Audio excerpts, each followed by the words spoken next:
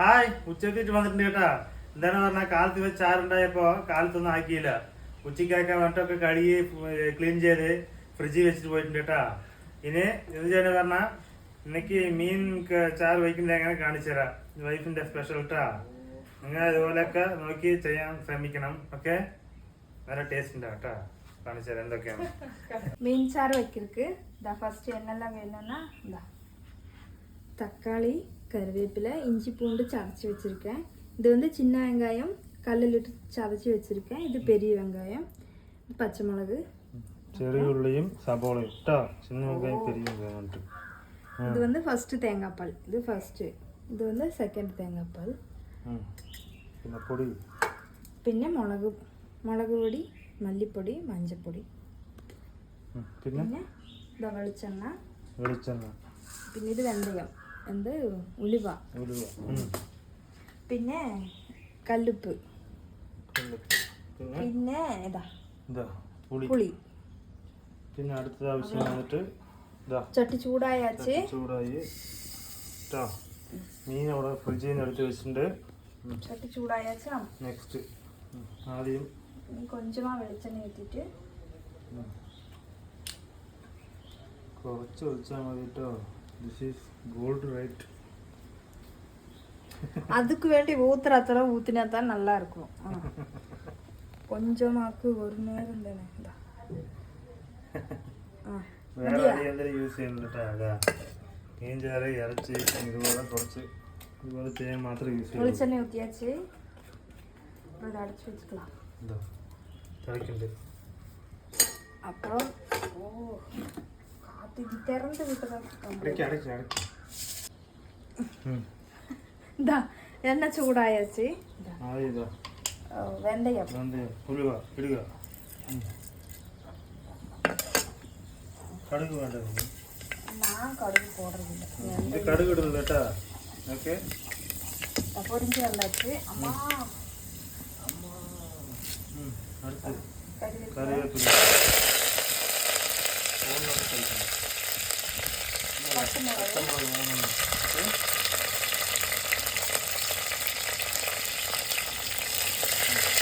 ഇഞ്ചിയും വെളുത്തുള്ളി ചതച്ചത്.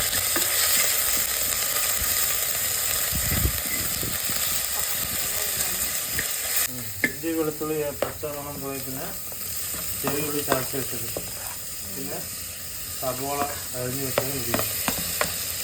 എന്നിട്ട്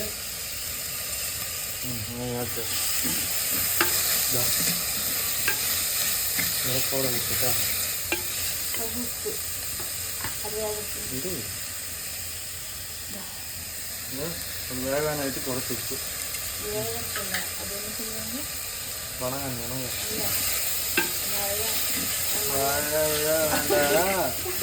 ബാക്കിയെടുക്കാനായിട്ടാ. അടുത്ത തക്കാളി ആ പാകത്തിനായിട്ടാ. ഈ പാകത്തിനായിട്ട് തക്കാളി ഇടുക. ഓക്കെ,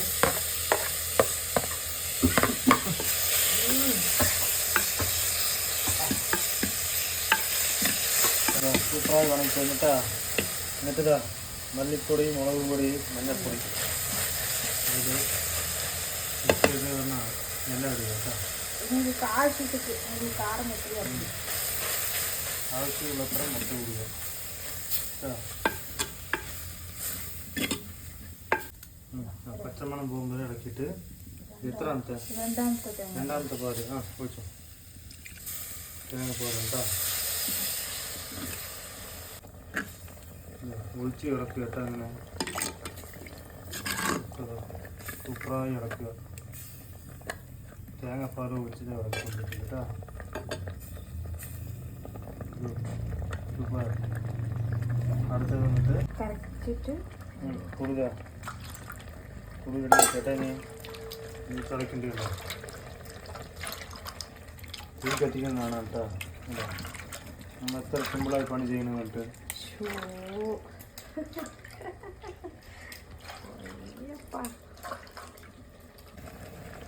നല്ല തിളക്കണ്ടേ.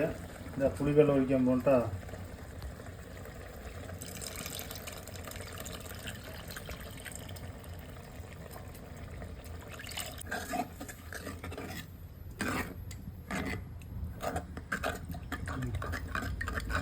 കൊണ്ട് വയ്ക്കുന്നുണ്ട് കേട്ടോ.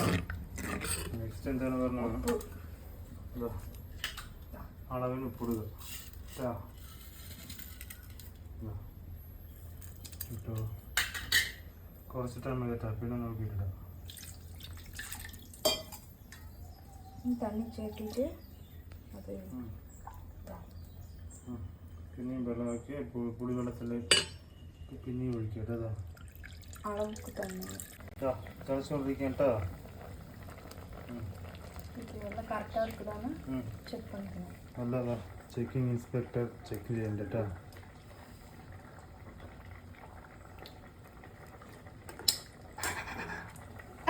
ഉപ്പ് மட்டுം പോകണം. ഉപ്പ് കുറവാണ്, കൂടാൻ പോകട്ടോ. ഇതാ ഇവിടെ ഇനി തേങ്ങാപ്പാലുണ്ട് കേട്ടോ. അവിടെ അളവിന് ഉപ്പിടുണ്ട് കേട്ടോ.